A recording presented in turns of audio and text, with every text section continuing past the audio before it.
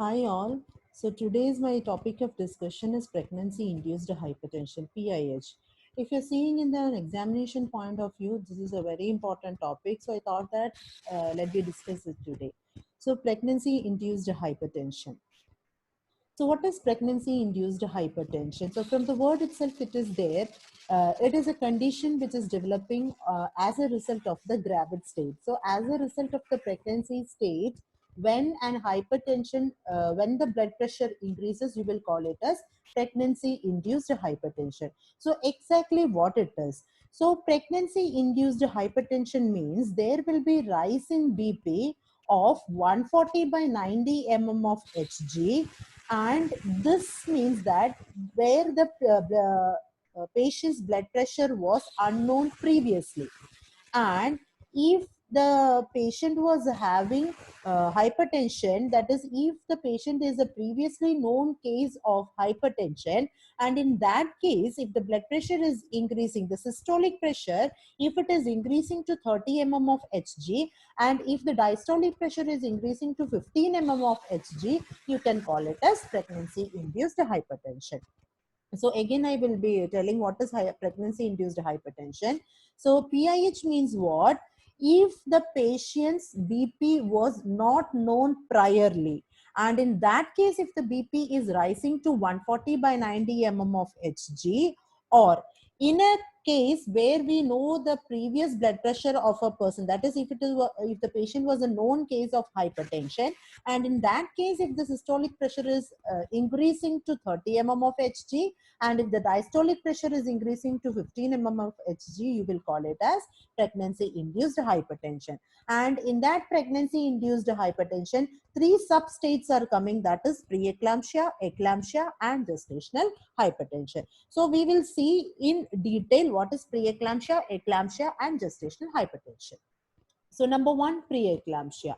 What is preeclampsia? It is a multi-system disorder where it is characterized by rise in BP of 140 by 90 mm of Hg or more, and proteinuria will be there. That is presence of protein in the urine, it will be there.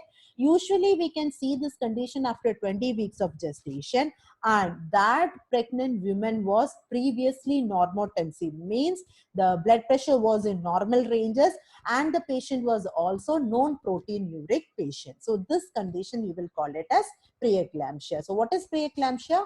Preeclampsia, it is a multi-system disorder where we don't know what is the etiology, but it is characterized by increase in BP of 140 by 90 mm of Hg and even more, with the presence of protein in urine.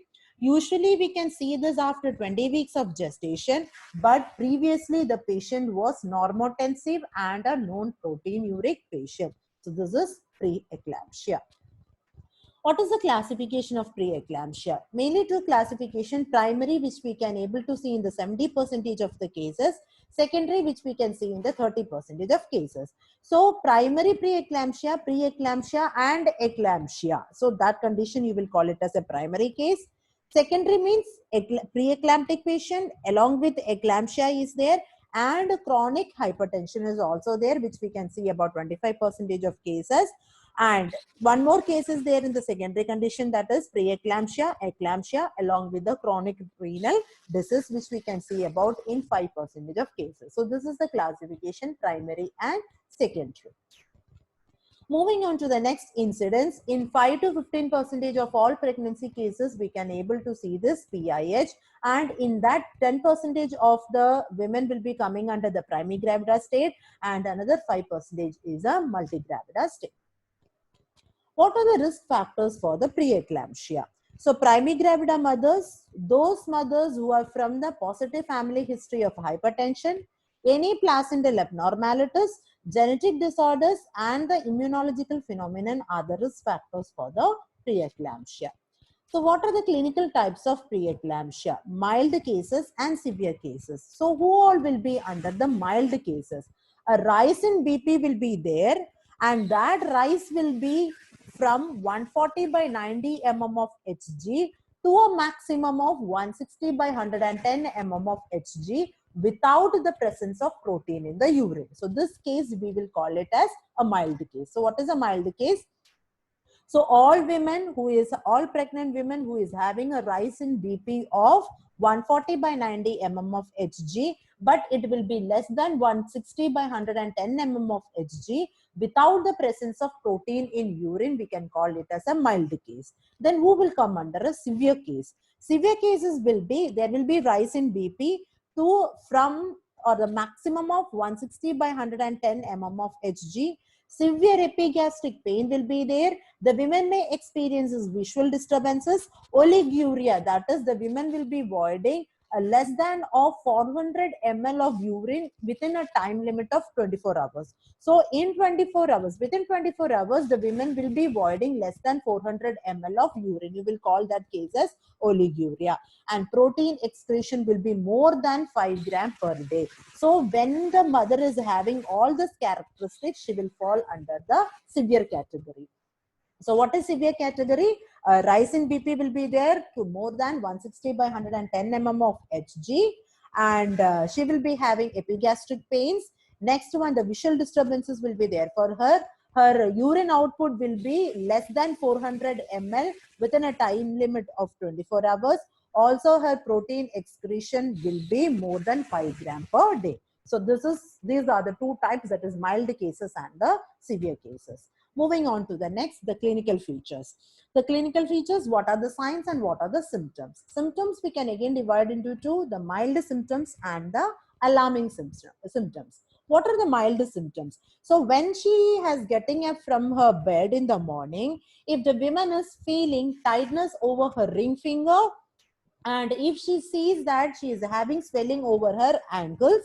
Next one, the other mild symptoms are swelling will be there over the face, over the abdominal wall, vulva, and the whole body. So these are the mild symptoms. So with the mild symptoms, the very easy symptom to recognize is that when the pregnant woman, when she has getting up from her bed in the morning, if she is feeling tightness in her ring finger, the ring will be having tightness over her finger, and also if she is noticing some sort of swelling over her ankles, face, abdominal wall, vulva, and it can be extend to her whole body also. So these are the mild symptoms. What are the alarming symptoms? Along with this swelling, if she is having headache, sleep disturbances, diminished urinary output, pain in her epigastric region, and if her vision is blurred. So these are the alarming symptoms. What are the signs?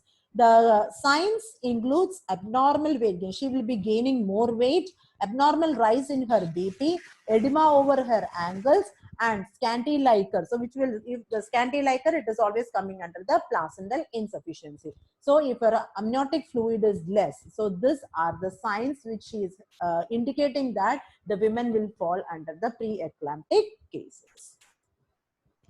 What are the investigations to be done when a woman is diagnosed with preeclampsia? So urine for protein, the urine for the presence of protein, it has to be checked, and normally it will be rising to more than 5 grams per day.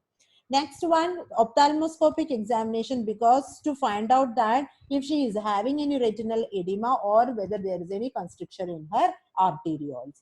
Then the blood values to be done, that is the blood should be checked to find out what is the uric acid level, if it is more than 4.5 mg per dl, and what is her creatinine level, whether it is more than 1 milligram per dl or not. So in order to check that, in order to find out the uric acid level and the creatinine level, the mother should go for the blood examinations. What are the complications for a mother with the preeclampsia? So the immediate complications, immediate maternal complications during the pregnancy, it includes eclampsia, hemorrhage, oliguria, vision dimness, and also preterm labor. So oliguria means the urine output, it will be less, and preterm labor, before the term arrives, the labor will be happening. Before that, you will call it as a preterm labor. So during the labor time, eclampsia and the postpartum hemorrhage. During the puerperal time, mother can have the eclampsia, shock, and the infection. What are the fetal complications because of the preeclampsia? Intrauterine death, fetal asphyxia, the fetus can born prematurely, and also IUGR, intrauterine growth retardation. So these are the complications which may come for the fetus. What is the remote complications? Hypertension, recurrent preeclampsia, and the chronic renal disease can be occur for a woman as a remote complication for a woman who is having the preeclampsia. What is the management? So management, how we can able to prevent. So whenever we are discussing regarding the management, first we will discuss how to prevent the case, how we can able to prevent. So regular antenatal checkup so that we can able to find out whether there is any changes or whether there is any deviations in her blood pressure. So in order to find out that, regularly the mother should undergo the antenatal checkups. Next one, she can able to take low dose of aspirin, 60 milligram daily, calcium supplementation to 2 milligram per day, and antioxidants, vitamin E and vitamin C. These all things has to be taken in order to prevent the conditions. What is the exact treatment? So if the woman is diagnosed with preeclampsia, there is no chance that the woman may have a domiciliary delivery. She has to admit in the hospital for the delivery. So management during the pregnancy time. So adequate rest the mother has to take if she is having increased renal blood flow, to increase her uterine blood flow, and to reduce her blood pressure, the mother should take adequate rest. So diet. In her diet, the protein should be limited to 100 gram, salt restriction, and the caloric intake should be 1600 calorie per day. Then to sedate the mother, we can use the phenobarbital 60 milligram or diazepam 5 mg.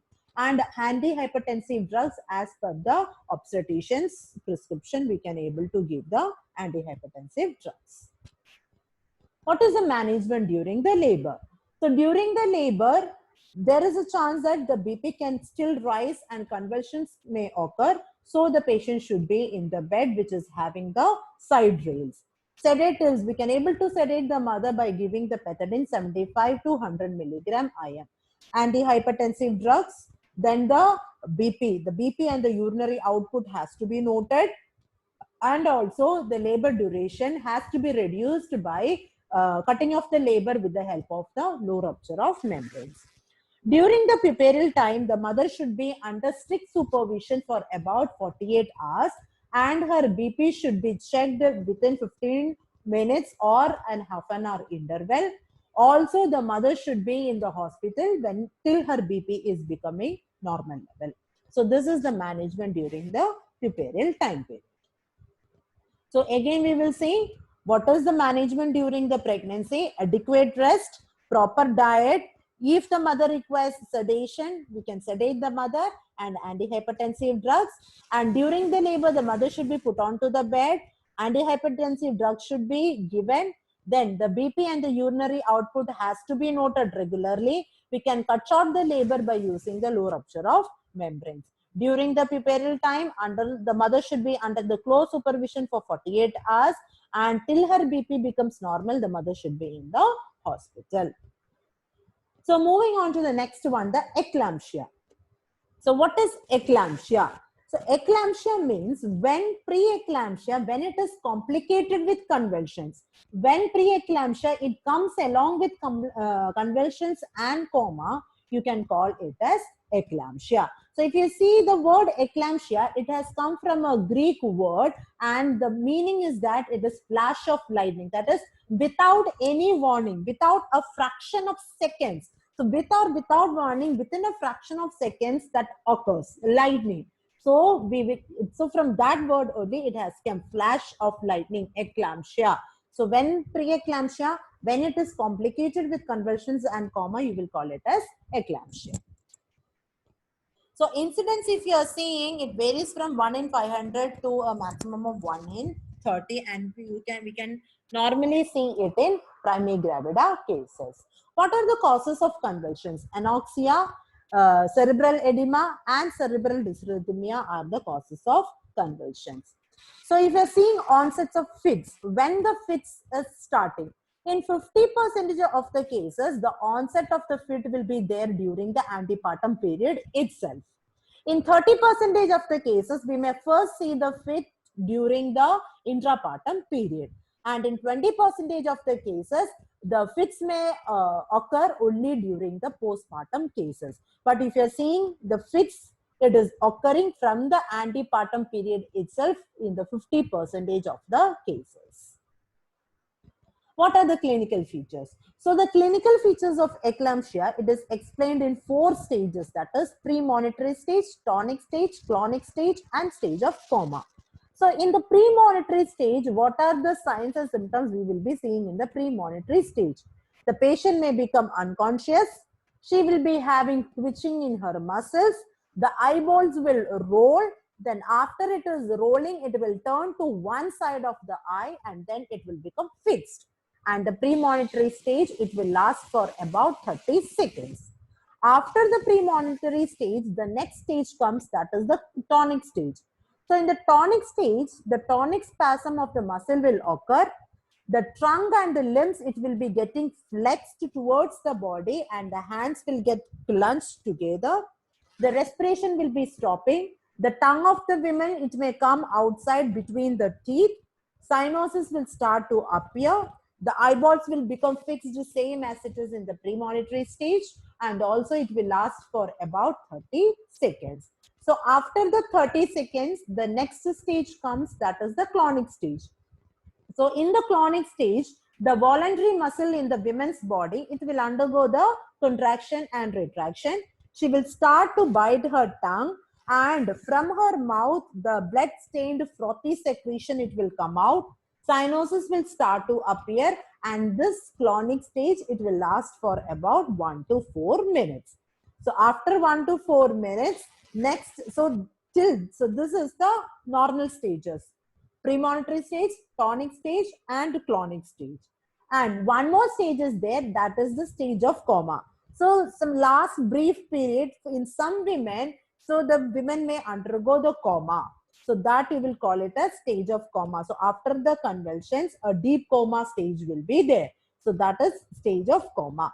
And whenever the fit is occurring, the fits is occurring for recurrent successions, you will call that stage as status epilepticus. So whenever the fits are occurring regularly, recurrently, so that is known as status epilepticus. So this is the clinical features of eclampsia. So clinical features of eclampsia, it is divided into 4: premonitory stage, tonic stage, clonic stage, and the stage of coma. Premonitory stage, it is lasting for about 30 seconds. Tonic stage, it is lasting again for 30 seconds. Clonic stage to 1 to 4 minutes. Next, if you're seeing the management, what is the first aid treatment? If the woman is experiencing the fits in any area outside the hospital, the women may be immediately shifted to the hospital. She should be heavily sedated, and also a trained midwife should accompany whenever we are shifting the patient towards the hospital. General management, the patient should be kept in an isolated room where she is kept on the bed with having a side rails, and the position should be changed at regular intervals so that we can able to prevent the bed sores. The detailed history has to be taken from her attendees or the relatives.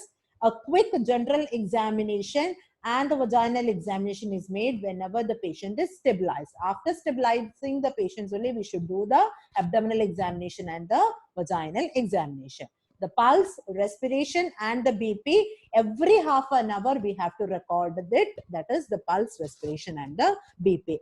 Every hourly, the urine output has to be checked, and the fluid balance, we can able to keep it with the help of the ringalactate solution. If necessary, in order to prevent the sepsis during the intrapartum period, we can able to give the mother the antibiotics. It is ampicillin. We can able to give her about 500 milligram every 6 hourly. We have to give prophylactic antibiotic, that is ampicillin. What is the exact management or specific management? So whenever the woman is under an eclamptic fits, our drug of choice is magnesium sulfate.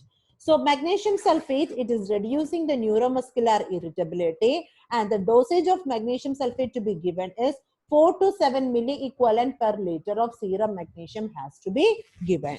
And whenever we are giving the magnesium sulfate, we should see that the antidote calcium gluconate is available with us, because whenever we are giving the magnesium sulfate, there is a chance of overdose. So in order to prevent that overdosing, we should have the antidote calcium gluconate with us. Next, lactic cocktail regimen. So cocktail, so from that word itself, it is understood that it is a mixture of drugs. So what is that mixture? Chlorpromazine, Phenergon and Pethidine are the mixture of lactic cocktail regimen. We can able to sedate the mother with the help of diazepam. The initial dose, it is 4 milligram IV, and we can able to continue it with 40 milligram in 500 ml of 5% dextrose, and the infusion rate is 30 drops per minute. So this is diazepam. Phenytoin, we have to give phenytoin as an IV along with the ECG monitoring. Again, the initial dose is 10 milligram per kilogram body weight, and the following dose, it is 5 milligram per kilogram body weight. If you are giving oral tablets, then 200 mg is given after 12 hours, and that should be continued to 48 hours of delivery. Antihypertensive drugs, as per the prescription of her obstetrician, if the BP is more than 160 by 110 mm of Hg, we can able to give the antihypertensive drug. So this is the specific management. So the specific management, it includes magnesium sulfate. This is the drug of choice. Other lactic cocktail regimen, diazepam therapy for sedation, phenytoin, and also antihypertensive drugs can be given.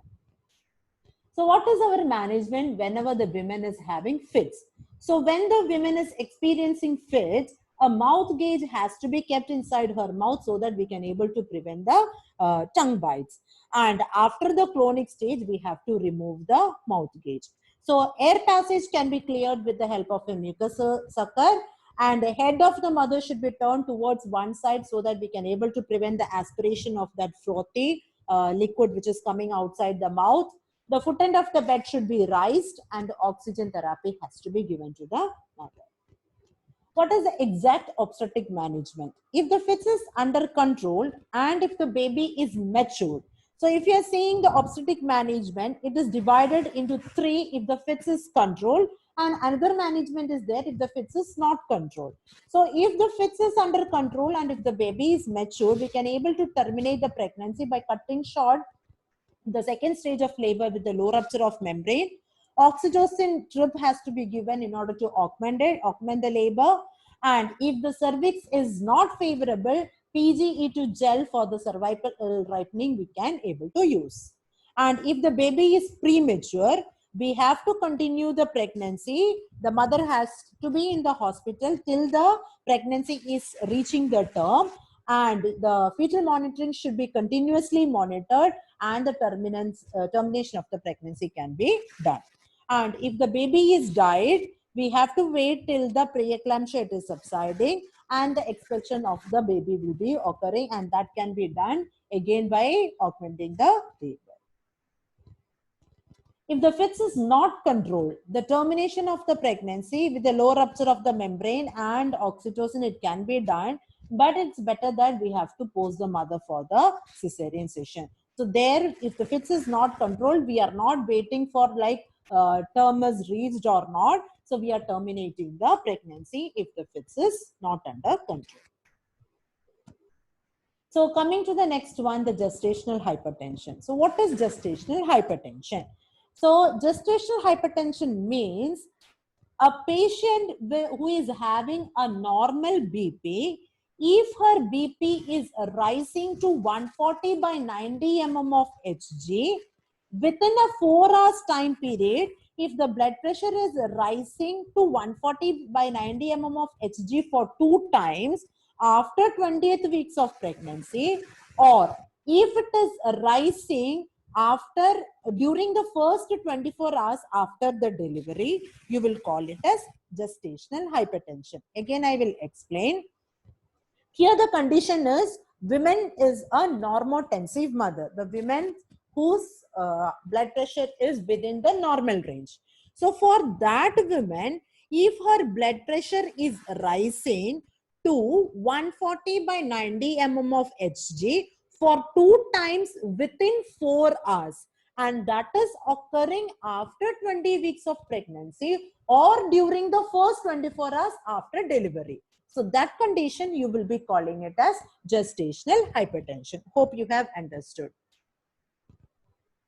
So if you're seeing some criteria is there. One, there is no underlying cause for the hypertension. The BP is rising as it is. It is not associated with preeclampsia. That gestational hypertension, it is not. That the rise in BP, it is not associated with thrombocytopenia or any hepatic dysfunction. And the BP will be coming down within the normal limits following the 6 weeks of delivery. So if this all criteria is fulfilling, then we can call it as the gestational hypertension. Gestational edema. Hope everybody will be knowing it. What is gestational edema? Gestational edema means the pitting edema after taking 12 hours of rest also. Whenever that edema is there over the angles, and that is pitting edema. What is pitting edema? When you are giving a pressure over the edema, a pit will be formed in that edematic part, and after some time that area will be coming to the normal. The pit will be covered normal. That is known as gestational edema. Also, there will be a weight gain of 2 kilograms per week. So this condition is gestational edema. What is gestational proteinuria? So when the presence of protein is there in the urine to a maximum of 0.3 gram in the 24 hours of urine, and there is no hypertension without any edema and no renal dysfunction, that condition is known as gestational proteinuria. So what is proteinuria? Presence of protein in the urine, that is in the 24 hours urine, there will be presence of protein to a maximum of 0.3 gram without hypertension, without edema, and without renal dysfunction. This condition you will be calling as gestational proteinuria. What is the management for all these cases? That is gestational hypertension, gestational edema, and gestational proteinuria. The mother should take adequate rest. She should restrict her salt in her diet. If we want to sedate the mother, we can use the phenobarbital 60 milligram, and antihypertensive drugs can be given to the mother as per the prescription of her obstetrician. So this is the management for the gestational hypertension. So today we have seen regarding the PIH, pregnancy induced hypertension. So from the word itself, it is there as a result of the pregnancy, as a result of the gravid state, we are having the women is having the hypertension, rise in blood pressure. And in that PIH, the 3 states are there, that is preeclampsia, eclampsia, and gestational hypertension. Hope you have understood today's class. Thank you.